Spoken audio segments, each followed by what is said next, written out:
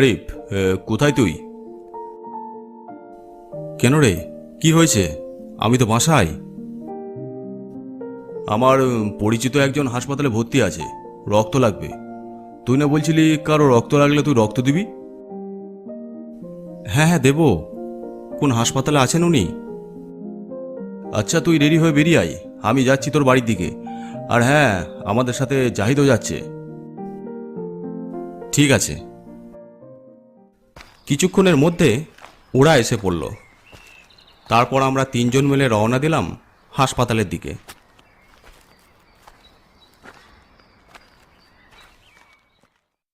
ওখানে পৌঁছে সেই অসুস্থ ব্যক্তিকে রক্ত দিলাম। আরিফ, তুই রক্ত দিয়েছিস, এখন তোর কোথাও যাওয়া ঠিক হবে না, মাথা ঘুরতে পারে। তুই একটা বেডে শুয়ে রেস্ট কর। আমি আর জাহিদ দেখে আসি ওই ভদ্রলোকের এখন কি অবস্থা। ওরা চলে যেতেই আমি একটা বেডে শুয়ে পড়লাম। শরীরটা খুব দুর্বল লাগছিল, চোখটা প্রায় জড়িয়ে এসেছে। এমন সময়, কেমন আছেন? ভালো, কিন্তু আপনাকে তো চিনতে পারলাম না। আমাকে চিনবেন না, আমার মা অসুস্থ, এই হাসপাতালে ভর্তি। আমি দেখলাম আপনি একজনকে রক্ত দিলেন, ভালো লাগলো দেখে। অসুস্থ ব্যক্তিটি আমার বন্ধুর কাছের লোক। আপনার এই মানুষের উপকার করাটা আমার খুব ভালো লাগলো। আপনি আসলে একজন ভালো মানুষ। আরে না, কি যে বলেন, রক্ত দিলেই কি ভালো মানুষ হয় নাকি? আর তাছাড়া রক্ত দেওয়া তো সবারই কর্তব্য। যাই হোক, বসুন, দাঁড়িয়ে আছেন কেন? না, বসবো না, এখন যাই, আবার দেখা হবে। এই বলে চলে গেল মেয়েটি। এইদিকে শুভ আর জাহিদ এসে আমাকে বলল, কিরে, কার সাথে কথা বলছিলি? ফোন এসেছিল নাকি? আরে না, ফোন আসেনি। দেখলি না কত সুন্দরী মেয়ে। ভালোই হলো, রক্ত দিতে এসে সুন্দরী একটা মেয়ের সাথে দেখা হলো। কত মায়াবী চেহারা। দেখলি না, তোদের সামনে দিয়ে চলে গেল। আরে তুই কি পাগল হলি নাকি? কোথায় মেয়ে? আমরা তো কাউকে দেখতে পেলাম না। ভালোই হয়েছে দেখিসনি, দেখলে নজর দিতিস। নীলার সাথে ব্রেকআপ হবার পর প্রেম করার ইচ্ছাটাই মরে গেছিল, কিন্তু বিশ্বাস কর, এই মেয়েটিকে দেখার পর কেমন জানি অন্যরকম অনুভূতি হচ্ছে। আচ্ছা বাদ দে, চল, এবার সন্ধ্যা হয়ে গেছে।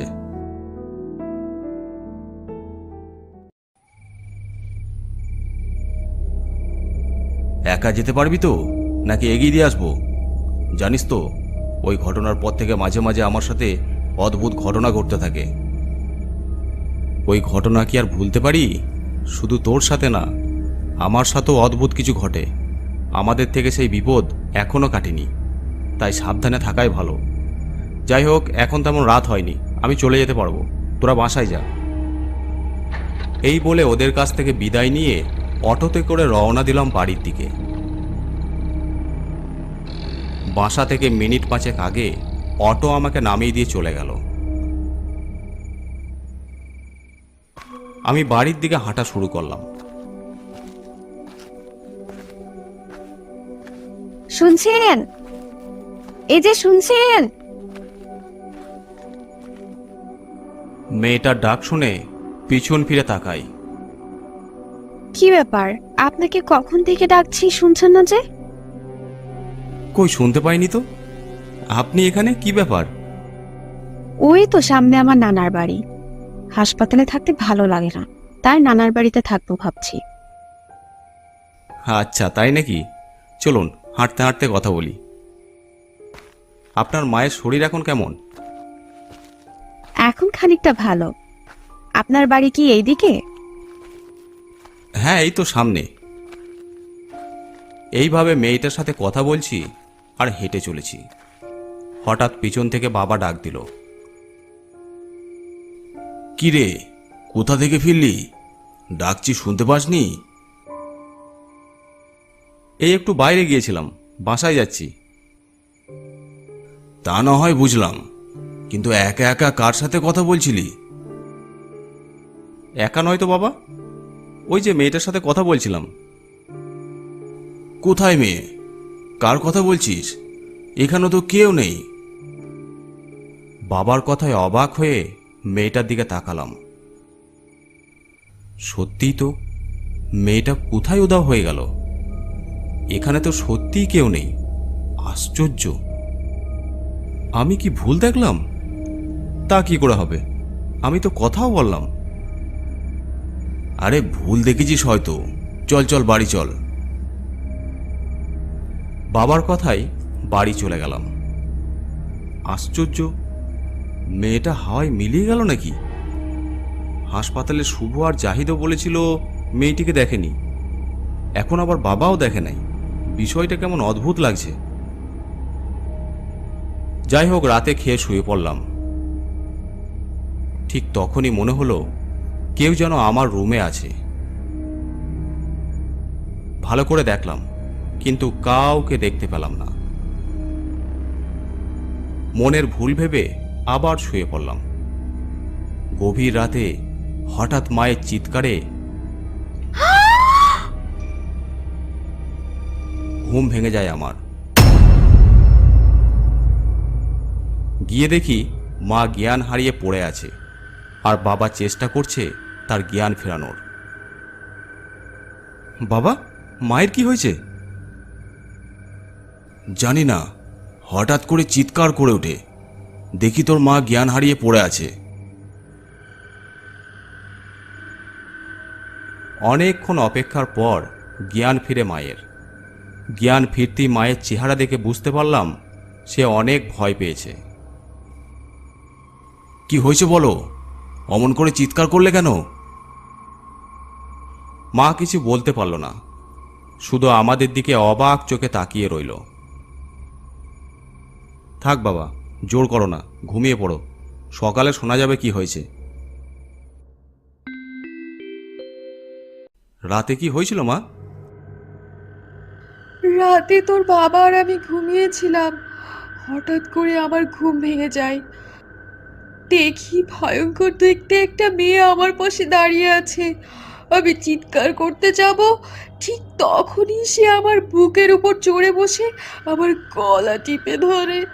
আমার নিঃশ্বাস বন্ধ হয়ে আসছিল। শরীরের সমস্ত শক্তি জড়ো করে মেয়েটাকে ধাক্কা দিয়ে ফেলে দিয়ে জোরে চিৎকার করে উঠি। তখনই মেয়েটা একটা বিড়ালের রূপ নিয়ে জানালা দিয়ে বেরিয়ে যায়। আর আর একটা কথা, মেয়েটা বলেছিল যে প্রতিশোধ নিতে আসছি, আর বেশি সময় বাকি নেই। তুই তোর ছেলের লাশ খুব তাড়াতাড়ি দেখবি। মায়ের কথা শুনে চমকে উঠি, কারণ মা যে মেয়েটার বর্ণনা দিল ওই রকম ভয়ঙ্কর মেয়ের ব্যাপারে আমি জানি। মাকে বললাম, মা তুমি চিন্তা করো না, ভয় পাবার দরকার নেই, সব ঠিক হয়ে যাবে। তখনই আমার ফোনে রিং বেজে ওঠে। দেখি শুভ ফোন করেছে। হ্যাঁ বল। জানিস কি হয়েছে? কেন, কোনো সমস্যা? হ্যাঁ, বড় সমস্যা। কাল রাতে আমার মায়ের সাথে ভয়ানক কিছু ঘটেছে। শুধু আমার মায়ের সাথে নয়, জাহিদের মা বাবার সাথেও ঘটেছে। শুভর কাছে কথাটা শুনে আমার মাথায় যেন আকাশ ভেঙে পড়ল। তার মানে তিনজনের বাড়ির লোকের সাথেই একই ঘটনা ঘটেছে। তুই আর জাহিদ তাড়াতাড়ি আমার সাথে দেখা কর, আমি আসছি। বাইরে তিনজন একসাথে হলাম। তাহলে সে আমাদের পিছু ছাড়েনি, তাই না? আমি জানি এটা ওরই কাজ। কার কথা বলছিস তুই? আমি জানি তুই ইরার কথা বলছিস, তাই না? হ্যাঁ ঠিক, কারণ মা যে বর্ণনা দিয়েছিল তাতে সে ছাড়া কেউ নয়। ঠিক, ওটা ওরই কাজ। এখনো আমাদের পিছু ছাড়েনি। এক রাতে আমাদের বাড়ির সবাইকে দেখা দিয়েছে। ভাবতে পারছিস অবস্থাটা কত ভয়ানক? শোন, এই ব্যাপারটা যেন কারো বাড়ির কেউ না জানে। বিষয়টা গোপন রাখবি। এরপর যদি আবার এরকম ঘটনা ঘটে তখন কোনো হুজুরের সাথে দেখা করতে হবে। তারপর যে যার বাড়ি চলে আসলাম। ভেবেছিলাম মায়ের সাথে মনে হয় আর কোনো সমস্যা হবে না, কিন্তু পর 3 দিন রাতে মা ভয় পেয়েছে। শুধু আমার মা নয়, শুভ ও জাহিদের মা বাবারও একই অবস্থা। ঠিক করলাম পরদিন আমরা হুজুরের কাছে যাব। পরদিন বাড়ি থেকে বের হতেই সেই মেয়েটির সাথে দেখা। কি খবর, কেমন আছেন? ভালো না, মায়ের সাথে রাতে অদ্ভুত ভয়ানক কিছু ঘটনা ঘটছে, তাই হুজুরের কাছে যাচ্ছি। ও তাই বুঝি। ঠিক আছে, যান। পরে যখন দেখা হবে তখন কথা বলবো। তারপর শুভ আর জাহিদের সাথে দেখা করে 3 জন মিলে গেলাম হুজুরের কাছে। হুজুরের জিন ভূতের ব্যাপারে যথেষ্ট অভিজ্ঞতা আছে। হুজুর আমাদের কাছে সব সমস্যা শুনলেন, তারপর বললেন, সমস্যাটা তোমাদের জন্যই হয়েছে। আশা করি বিষয়টা বুঝতে পারছো। তোমরা যার ক্ষতি করেছো তার কোনো নিকট আত্মীয় হয়তো তোমাদের মা বাবাকে ভয় দেখাচ্ছে। যাই হোক, আমি এখন কিছু কাজ করে দিচ্ছি, সেগুলো নিয়ে যাবে। তারপর যদি কোনো সমস্যা হয় তখন অন্য পদক্ষেপ নিতে হবে। এখন তোমরা যাও। হুজুরের কথা মতো জিনিসগুলো নিয়ে চলে যাচ্ছিলাম। তখনই হুজুর আমাকে বলল, আরিফ শোনো, তোমার সাথে কথা আছে, তোমরা একটু বাইরে অপেক্ষা করো। আরিফ, তুমি কি জানো কিছুদিন ধরে তোমার সাথে যে মেয়েটা দেখা হয় সে কে? কেউ জানি না তো। ওই মেয়েটি কোনো মানুষ নয়, জিন জাতি। আমরা যাকে পরী বলি, ওই মেয়েটা একটা পরী। কি? মেয়েটা মানুষ নয়, পরী? তাই তো ভাবি, মেয়েটাকে আমি দেখতে পাই কিন্তু অন্য কেউ দেখতে পায় না কেন? সাবধানে থাকবে, কোনো অসুবিধা হলে আমাকে জানাবে। সেই দিন রাতের ঘটনা। হঠাৎ লক্ষ্য করি সেই মেয়েটা আমার পাশে এক দৃষ্টিতে তাকিয়ে আছে আমার দিকে। ভয়ে আমি এক লাফে বিছানা থেকে উঠে বসি। আপনি এখানে আমার রুমে কি করছেন? কিভাবে আসলেন? অনেক কষ্টে আপনার বাসা খুঁজে পেলাম, এসে দেখি দরজা খোলা, তাই ভিতরে চলে আসলাম। ও তাই বুঝি, অনেক অভিনয় করেছেন। এখন আসল কারণটা বলুন তো, কি চান আমার কাছে? কি চাই মানে? আমি তো গল্প করতে এলাম।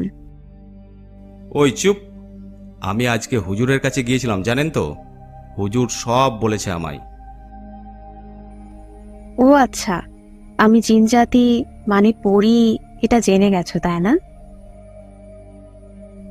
হুম। তাহলে আমাকে দেখে ভয় করছে না? না, ভয় করে না। তাই নাকি? কেন? আপনি তো সুন্দর দেখতে। আপনি কি পেতনি বা ডাইনি যে আপনাকে ভয় পাবো? তাহলে সুন্দর চেহারা পাল্টে ভয়ানক রূপ ধারণ করি? আরে না না, ওরকম দেখে আবার ভয়ে জ্ঞান হারাতে পারি। ভেতু। আচ্ছা, নাম কি আপনার? আনিশা। এভাবে পরীর সাথে কথা বলছিলাম আর গল্প করছিলাম। হঠাৎ পাশের রুম থেকে বাবা বলে ওঠে, আরিফ, কার সাথে কথা বলছিস এত রাতে? কারোর সাথে না বাবা, ফোনে কথা বলছিলাম। এই, তুমি এখন এখান থেকে চলে যাও, মা বাবা জানতে পারলে সমস্যা হবে। আমার কথায় আনিশা চলে গেল। এইভাবে কেটে গেল 7টা দিন। এই 7 দিনে কারও বাড়িতে কিছু হয়নি, কিন্তু এখন জাহিদের সাথে সমস্যাটা শুরু হয়েছে।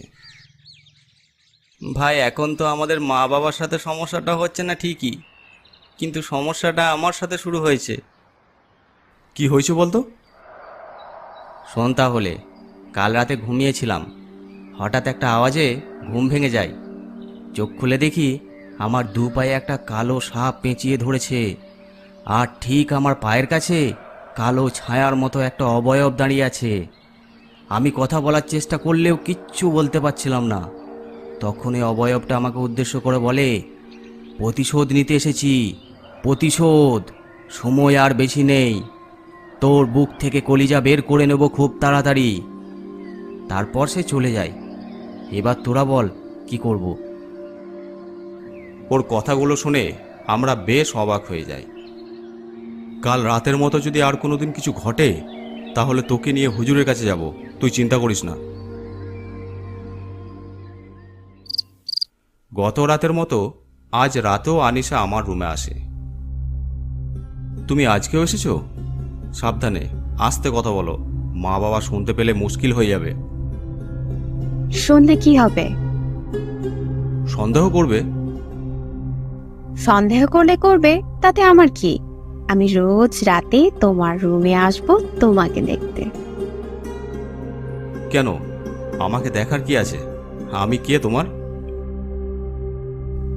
তুমি আমার ভালো লাগার কেউ। সত্যি বলতে আমার অনেক ভালো লাগে তোমাকে, তাই আমি তোমার কাছে আসি। কিন্তু আমি তো মানুষ, তুমি পড়ি। এইভাবে কি সম্ভব ভালোবাসা? এই সম্পর্ক কেউ মেনে নেবে না। সেটা পরে দেখা যাবে, সময় হলে মানবে সবাই। আমাকে কি তোমার ভালো লাগে না? সেটা তো বলিনি। সত্যি বলতে তোমাকেও আমার ভালো লাগে সেই প্রথম দিন থেকেই। কিন্তু চিন্তা হচ্ছে কেউ কি এই ভালোবাসা মানবে? সময় হলে ঠিকই মানবে। আচ্ছা শোনো, এখন আমি যাই, একটা জরুরি কাজ আছে, কাল দেখা হবে। সে চলে যায়। সকালে ফোন বাজে। কি ব্যাপার, এত সকালে শুভ ফোন করছে কেন? আরিফ, হ্যাঁ, একটা খারাপ খবর আছে।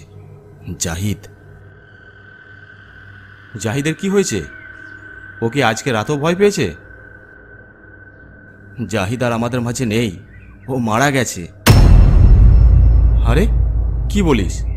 রাতে উল্টোপাল্টা স্বপ্ন দেখে পাগল হয়ে গেছিস নাকি? না রে, হ্যাঁ, এখন আমি জাহিদের বাড়িতে, তুই তাড়াতাড়ি আয়। আমি শিওর এটা কোনো স্বাভাবিক মৃত্যু নয়। ঠিক বলেছিস, কিন্তু এটা যেন কেউ না জানে। 2-1 দিনের মধ্যে আমাদের বড় কোনো হুজুরের কাছে যেতে হবে, নয়তো জাহিদের মতো আমাদেরও একই অবস্থা হবে। তারপর আমরা আবার জাহিদের লাশের কাছে গেলাম। হঠাৎ আমি খেয়াল করলাম জাহিদের হাতের মধ্যে কিছু একটা চিহ্ন দেখা যাচ্ছে। শুভ, দেখ, জাহিদের হাতে কিসের একটা চিহ্ন। ঠিকই তো, ওর হাতে ঈগল পাখির মতন একটা চিহ্ন।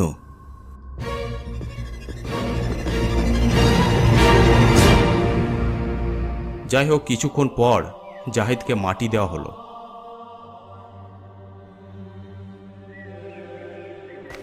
মাটি দেওয়া শেষ হলে আমি আর শুভ হাঁটতে হাঁটতে বাড়ির দিকে রওনা দিই।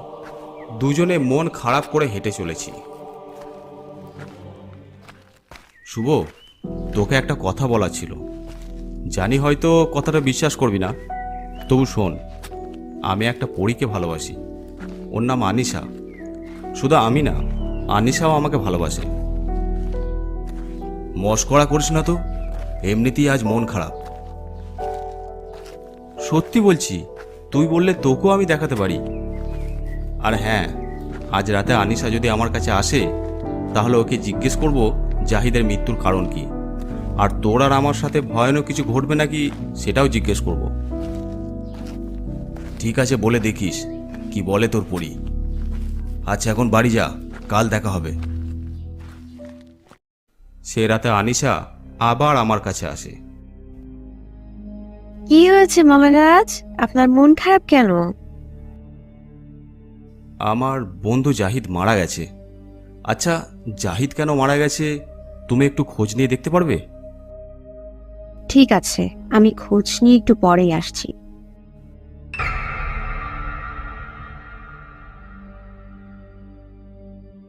কিছুক্ষণ পর আনিশা আবার ফিরে আসে। তোমার বন্ধুর মৃত্যু কোনো স্বাভাবিক মৃত্যু ছিল না। একটা খারাপ জিন তোমার বন্ধুকে মেরে ফেলেছে। আমি সেই জিনটার সাথে কথা বলেছি। সে বলল শুধু জাহিদ নয়, তোমাকে এবং তোমার বন্ধু শুভরও সে ক্ষতি করবে। সে নাকি তোমাদের মেরে ফেলতে পারে। তাই নাকি? কি বলো? হ্যাঁ, এখন কি হবে তাহলে? ভয় পেও না, আমি আছি তো। আমি তোমাকে ও জিনের হাত থেকে বাঁচাতে পারবো ঠিকই, কিন্তু ওকে কিছু করতে পারবো না। ওকে শায়েস্তা করবে মানুষ জাতি। তুমি ভালো কোনো হুজুরের কাছে যাও। কোথায় যাব? কোথায় পাবো ভালো হুজুর? আমি একজন হুজুরকে চিনি। তাহলে ঠিকানা বলো, সকাল হলে ওনার কাছে যাব। না, সকালে গেলে হবে না, এখনই যেতে হবে হুজুরের কাছে। উনি রাতের বেলা একা একা বসে ধ্যান করেন। এখন ওনাকে গিয়ে তোমাদের সব সমস্যা বললেই উনি রাতের বেলা ওনার সাথে থাকা জিনের সাহায্যে তোমার সাহায্য করে দিতে পারবে। তুমি এখনই চলো, ভয় পেও না, আমি আছি তো তোমার সাথে। আনিসার কথা শুনে ভাবলাম ও তো আমার সাথেই যাবে। তাই ওর কথায় রাজি হয়ে আস্তে করে দরজা লাগিয়ে বেরিয়ে পড়লাম। আনিসাও আমার সাথে হাঁটছে। চারিদিকে অন্ধকার, নিস্তব্ধ নিঝুম রাত, কেউ কোথাও নেই। বেশ খানিকক্ষণ হাঁটার পর হঠাৎ থমকে দাঁড়িয়ে গেলাম। দেখলাম আমার সামনে কালো ছায়ার মতো কে যেন দাঁড়িয়ে আছে। মনে সাহস নিয়ে বললাম, কে ওখানে? কিন্তু আমার কথা শুনে কেউ কিছুই বলল না, বরং আমার আরও সামনে এগিয়ে আসলো। আমার দিকে এগিয়ে আসতেই ওদের চেহারা দেখতে পেলাম। ওদের চেহারা এতটাই ভয়ঙ্কর ছিল যে ভয়ে আমার অজ্ঞান হয়ে যাওয়া জোগাড়। সবাই এক দৃষ্টিতে আমার দিকে তাকিয়ে আছে। ভয়ে আমার সর্বাঙ্গ কাঁপতে লাগলো। আনিসা, এরা কারা? এরা কারা দেখো তো। আমি আনিসার দিকে তাকালাম। আরে, আনিসার আবার কি হলো? ওর চোখ দুটো রক্তের মতো লাল হয়ে গেল কেন? আনিসা, কথা বলছো না কেন? এরা কারা? আমার পথ আটকিয়ে দাঁড়িয়ে আছে কেন?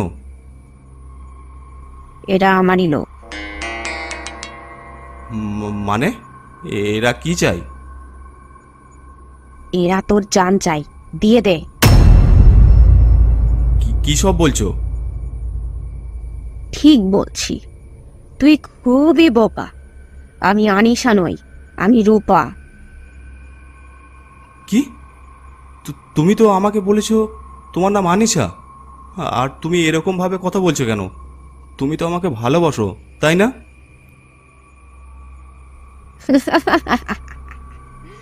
ভালোবাসা? কিসের ভালোবাসা? সব অভিনয়, সব অভিনয়। আমি তোকে ভালোবাসতে আসিনি এখানে, প্রতিশোধ নিতে এসেছি। প্রতিশোধ? কিসের প্রতিশোধ? আমার বোনের মৃত্যুর প্রতিশোধ। তোদের কারণে আমার বোন মারা গেছে, কেউ ছাড়া পাবি না তোরা। তুই আর শুভ দুজনেই মারা যাবি। শোন, তোর বন্ধু জাহিদকে কেউ মারেনি, মেরেছি আমি। তোদের পরিবারকে রাতে ভয় দেখিয়েছি এই আমি। তোকে কোনো হুজুরের কাছে নিয়ে যাওয়ার জন্য বাইরে নিয়ে আসিনি, তোকে মেরে ফেলার জন্য নিয়ে এসেছি। ওর কথা শুনে মাথায় আকাশ ভেঙে পড়ল। হ্যাঁ, তোমার বোন কে? আয়েশা, আমার বোনের মৃত্যুর জন্য তোরা 3 বন্ধুই দায়ী। তোদের কাউকে ছাড়বো না। তোমার বোন মরেনি, তাহলে আমরা দায়ী হয় কিভাবে? আগে পুরো কথাটা শোনো। তোমার বোন আয়েশা মারা যায়নি, তাকে বোতলবন্দি করা হয়েছে। 1 মাস আগের ঘটনা। জাহিদ আমাকে আর শুভকে ফোন দিয়ে দেখা করতে বলে।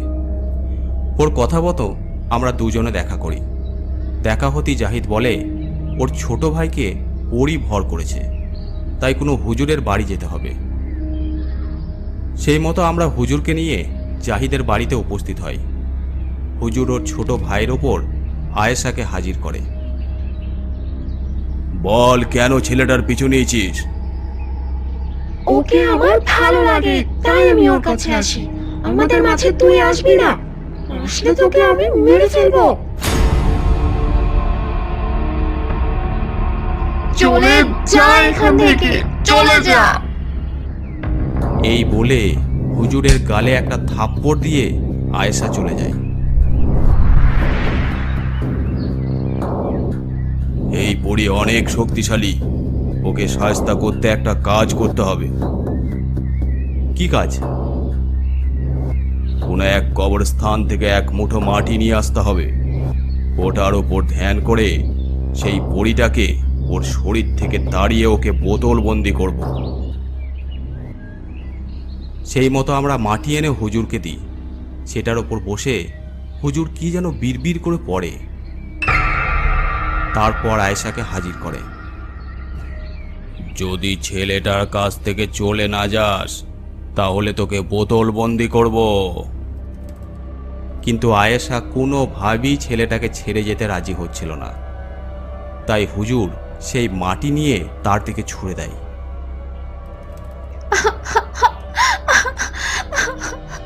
কষ্ট হচ্ছে আমার। আমি আমি আমি ওকে ছেড়ে চলে যাব। ছেড়ে দাও, ছেড়ে দাও, ছেড়ে দাও আমাকে। দয়া করে ছেড়ে দাও, দয়া করো, দয়া করো, ছেড়ে দাও। কিন্তু হুজুর আর কোনো কথাই শুনতে রাজি হয় না। শেষে আয়েশাকে বোতলবন্দি করে। পরে তাকে বাড়ির পিছনের বাগানে পুঁতে রাখা হয়। এই ঘটনার 2 দিন পর আমরা জানতে পারি সেই হুজুরটা আসলে ভালো নয়, কালো জাদু করে। আমাদের আয়েশার ওপর দয়া হয়, কারণ ও তো ছেড়ে যেতে এমনিতেই রাজি হয়েছিল। তাই আমরা আয়েশাকে বোতল থেকে মুক্তি করার সিদ্ধান্ত নিই। সেই মতো আমরা বাগানে মাটি খুঁড়তে থাকি, কিন্তু সেখানে কোনো বোতল পাওয়া যায়নি। সেই হুজুর আমাদের ধোঁকা দিয়ে মাটি থেকে বোতল তুলে পালিয়েছে। এটাই হলো আসল কাহিনী। আমরা তোমার বোনকে মারিনি, ও এখনো বোতলে বন্দি। তুই জানিস সেই হুজুর কি করেছে আমার বোনের সাথে? সে বোনকে তার গোলাম বানাতে চেয়েছিল, কিন্তু আমার বোন রাজি না হওয়ায় তাকে চিরদিনের জন্য মেরে ফেলেছে। এই বলে আনিশা আমার দিকে এগিয়ে আসতে শুরু করে। আনিশা, শুনো, আমি কিছুই করিনি, সব ঘটনা তো তোমাকে খুলে বললাম। কিন্তু আনিশা কোনো কথা না শুনে আমার দিকে ভয়ঙ্কর দৃষ্টিতে এগিয়ে আসতে থাকে। ঠিক তখনই পিছন থেকে দৌড়ে আসে আমাদের হুজুর, আর হুজুরের পাশে শুভ। হুজুর এসে আনিশার চারিদিকে একটা লাঠি দিয়ে দোয়া পড়তে পড়তে গোল বৃত্ত আঁকলেন। সেই বৃত্তের মধ্যে আটকা পড়ল আনিশা আর তার সাথে আসা জিনগুলো। ভয় পেও না, আর কোনো ভয় নেই, এরা এই বৃত্ত থেকে বেরোতে পারবে না। আমি এদের বোতলবন্দি করে পানিতে ফেলে দেব। না হুজুর, এটা করবেন না, ওদের কোনো দোষ নেই। আমাকে অন্য খারাপ জিন আক্রমণ করেছিল, এরা বাঁচিয়েছে আমাকে। মিথ্যা বলছো তাই না? যাদেরকে তুমি ছেড়ে দিতে বলছো তারা কিন্তু ভবিষ্যতে তোমার ক্ষতি করতে পারে।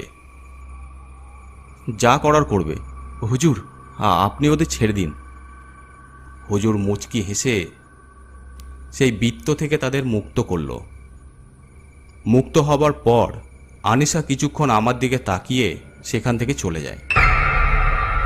আর কোনো ভয় নেই, এবার তোমরা বাড়ি চলে যাও। শুভ আমাকে ধরে বাড়ির দিকে নিয়ে যেতে লাগলো। আচ্ছা শুভ, আমি যে আনিশার সাথে এখানে আছি সেটা তুই জানলি কি করে? আর হুজুর কি বা কোথায় পেলি? আমি হুজুরের কাছে যাই নাই, হুজুরই আমার কাছে আসে। মনে আছে সেদিন হুজুর তোকে আলাদা করে ডেকে বলেছিল আনিশা কোনো মানুষ নয়, একজন পরী। হুজুর কিন্তু জানতো আনিশার মতলব খারাপ। তোর সাথে ভয়ানক কিছু ঘটতে পারে, তাই হুজুর আর আমি সময় মতো তোকে বাঁচাতে আসি। অনেক ধন্যবাদ ভাই। তোরা যদি সময় মতো না আসতিস তাহলে ও মনে হয় প্রতিশোধের রাগে আমাকে মেরেই ফেলতো। আচ্ছা, তুই যে বলছিলি ওই পরীটা তোকে ভালোবাসে, তাহলে ও তোকে মারতে চাইলো কেন? কিছু বুঝলাম না। আরে আনিশা হলো আয়েশার বোন। তুই জানিস সেই হুজুরটা নাকি আয়েশাকে মেরে ফেলেছে, তাই আনিশা প্রতিশোধ নিতে এসেছে। ওর চোখে আমরা সবাই অপরাধী। কি বলিস? আনিশা আয়েশার বোন? কিন্তু তুই ওকে বলিসনি যে এতে আমাদের কোনো দোষ নেই? বলেছিলাম, কিন্তু আমার কথাও বিশ্বাস করেনি। বাড়ি চল এখন।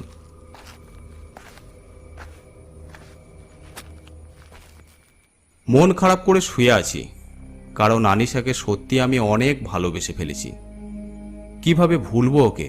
সে হয়তো প্রতিশোধ নিতে আমার সাথে প্রেমের অভিনয় করেছে, কিন্তু আমি তো ওকে সত্যি ভালোবেসে ফেলেছি। কি আর করা, মন খারাপ করে ঘুমিয়ে পড়লাম।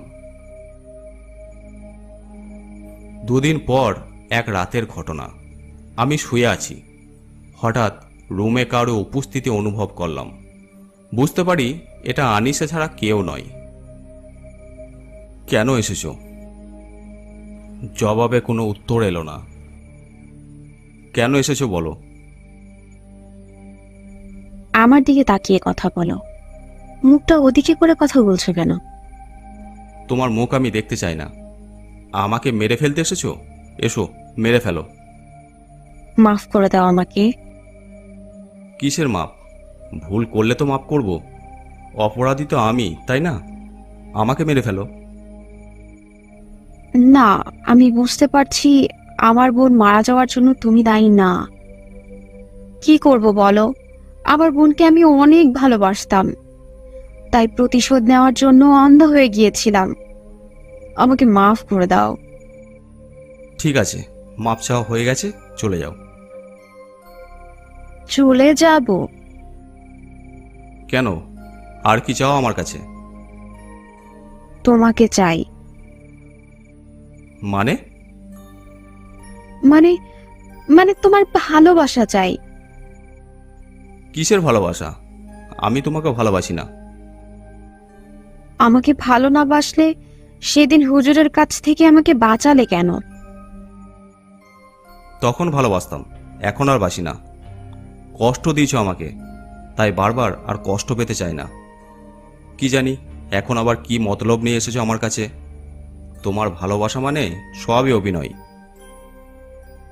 হ্যাঁ, ততদিন অভিনয় করেছি, কিন্তু এখন সেই অভিনয়টা ভালোবাসায় পরিণত হয়েছে। বিশ্বাস করো, আমি তোমাকে অনেক ভালোবাসি, অনেক অনেক অনেক পছন্দ করি। এখন চলে যাও, আমি ঘুমাবো। না, যাব না, তোমার সাথে ঘুমাবো। না, আমি তোমার সাথে ঘুমাবো না। তুমি যাও এখান থেকে। এই বলে আমি লাইট অফ করে ঘুমিয়ে পড়লাম। সকালে উঠে দেখি আনিশা আমার পাশে বসে আছে। কি হলো, তুমি যাওনি? না, তোমাকে ছেড়ে আমি যাব না। থাকো তাহলে। আমি ফ্রেশ হয়ে নাস্তা করতে গেলাম। নাস্তা করে ঘরে এসে দেখি তখনও আনিশা বসে আছে। তুমি কেন চলে যাচ্ছ না? কেন? গেলে তুমি খুশি হবে? হ্যাঁ, খুশি হব। তাহলে ঠিক আছে, থাকবো না আর তোমার জীবনে। ভালো থেকো। যাওয়ার আগে শেষবারের মতো মাফ চেয়ে যাচ্ছি, মাফ করে দিও আমাকে।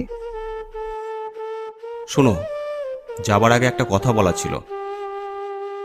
কি কথা? বউ হবে আমার। অবাক হচ্ছ তাই না? যাকে মন থেকে ভালোবাসি তাকে কখনো ভোলা যায় নাকি? মাফ করে দিয়েছি তোমায়। এবার বলো, বিয়ে করবে আমাকে? হ্যাঁ, করব। সত্যি? কিন্তু তুমি তো পড়ি আর আমি মানুষ। বিয়েটা করব কি করে? মা বাবাকে এবার রাজি করাবো কি করে? সেটা নিয়ে তুমি ভেবো না। তোমার মা বাবার কাছে আমার পরিচিত জিনেরা মানুষ রূপ নিয়ে বিয়ের প্রস্তাব নিয়ে যাবে। তাই নাকি? কিন্তু যদি বাবা মা বুঝতে পারে? না, কোনোভাবে বুঝতে পারবে না, তুমি চিন্তা করো না। তারপর খানিক গল্প করে আনিশা চলে যায়। সেদিন শুভর সাথে দেখা করি। কিরে, তোকে এত খুশি লাগছে যে? তা তো লাগবেই ভাই, আমার মনের ইচ্ছাটা যে পূরণ হতে চলেছে। আমার ভালোবাসাকে এবার নিজের করে পাবো। কার কথা বলছিস? কাকে নিজের করে পাবি? আনিশাকে। কি? এত কিছু হবার পরও তুই ওর কথা বলছিস? আরে বিশ্বাস কর, ও নিজের ভুলটা বুঝতে পেরেছে। তাই নাকি? শোন, আমরা খুব তাড়াতাড়ি বিয়ে করছি। ধুর, কি যে বলিস! পরীকে কিভাবে বিয়ে? তোর মা বাবা তোদের কি মেনে নেবে? মা বাবা জানলে তো? আনিশা বলেছে জিনদের দিয়ে 2 দিন পর মানুষ রূপে বিয়ের প্রস্তাব পাঠাবে। ও আচ্ছা, তোর যা ভালো হয় তাই কর। কিন্তু কালকে তোকে আমাদের বাড়ি যেতে হবে। আমার মা বাবাকে বলবি যে আমি একটা মেয়েকে পছন্দ করি, কিন্তু ভয়ে সেটা বাড়িতে জানাইনি। মেয়েটার মা বাবা আমাদের বাড়ি আসতে চাই, তারপর দেখবি কি বলে। ঠিক আছে, এখন বাড়ি চল। তারপর আমি বাড়ির দিকে রওনা দিই।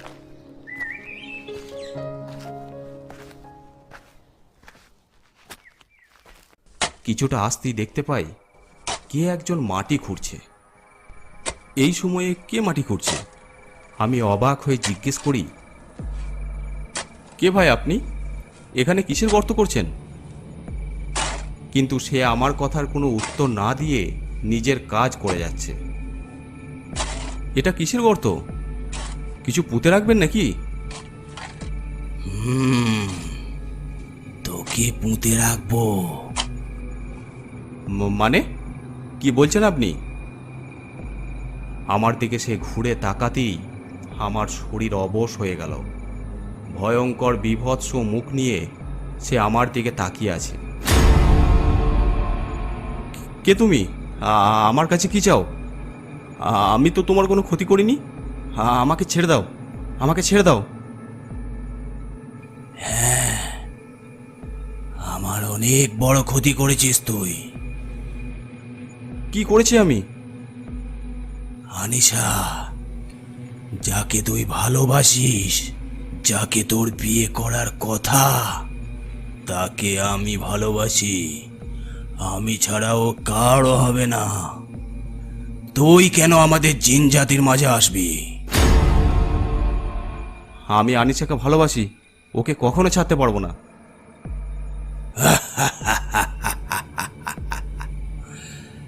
তাই বুঝি? তারপর সে আমার পা ধরে টানতে টানতে নিয়ে যেতে লাগলো গর্তটার দিকে। আমি ছটফট করতে লাগলাম, আমাকে ছেড়ে দাও, আমাকে ছেড়ে দাও। ঠিক তখনই সেখানে আনিশা চলে আসে। নিশাদ, কি করছো কি? ছাড়ো ওকে। ওর কথা শুনে সে আমাকে ছেড়ে দিল। তোমার কষ্ট হচ্ছে বুঝি ওর জন্য? এই মানুষ জাতিকে ভুলে যাও, এর বংশ নির্বংশ করে দেব বলে দিলাম। নিশাদ, এই নিয়ে আর একটা কথাও না। চলো, বাদশাহ হুজুর ডাকছে, উনি বিচার করবেন। চলো এখনই।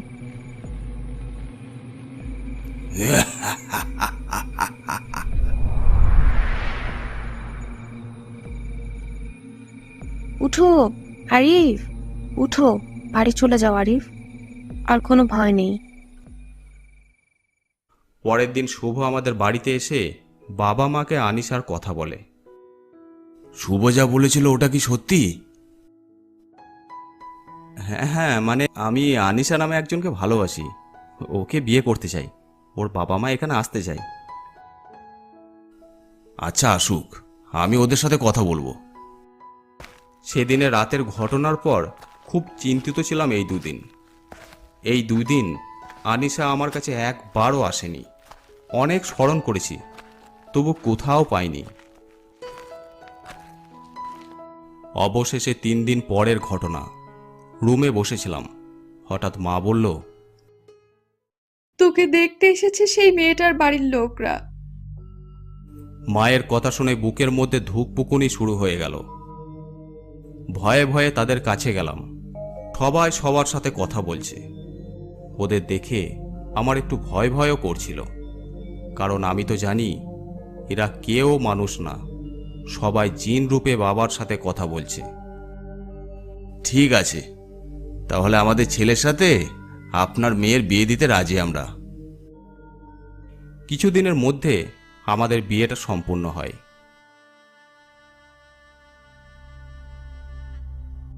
বাসর রাতে বউ সেজে বসে আছে আনিশা। দরজা লাগিয়ে আস্তে আস্তে আনিশার পাশে এসে বসলাম।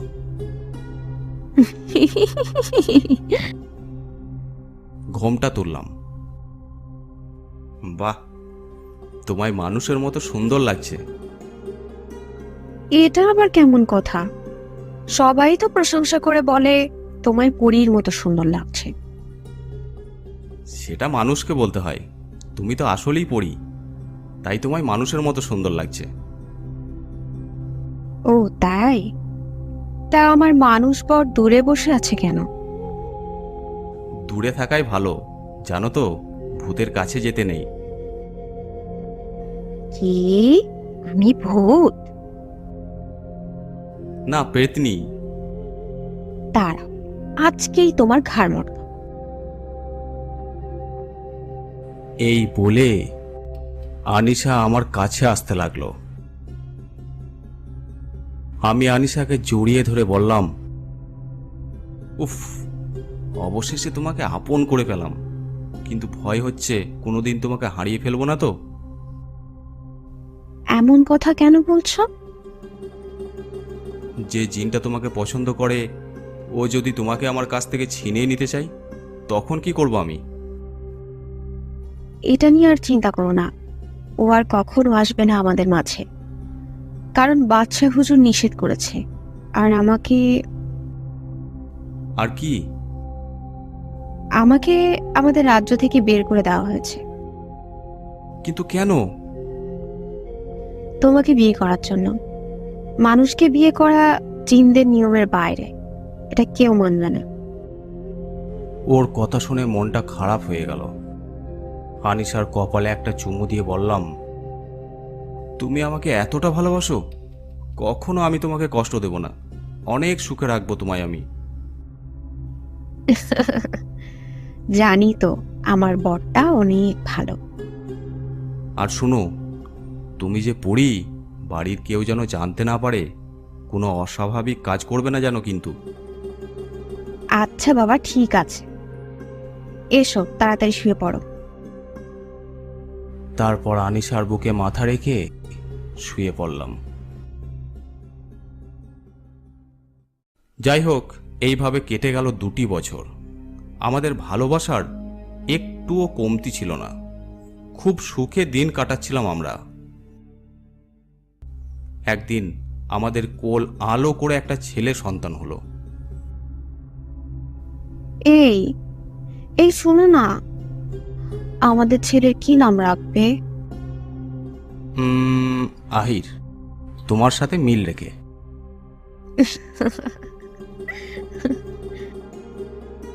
মা বাবা তো আহিরকে পেয়ে অনেক খুশি। আহিরকে নিয়ে আমাদের সুখে দিন কাটতে লাগলো।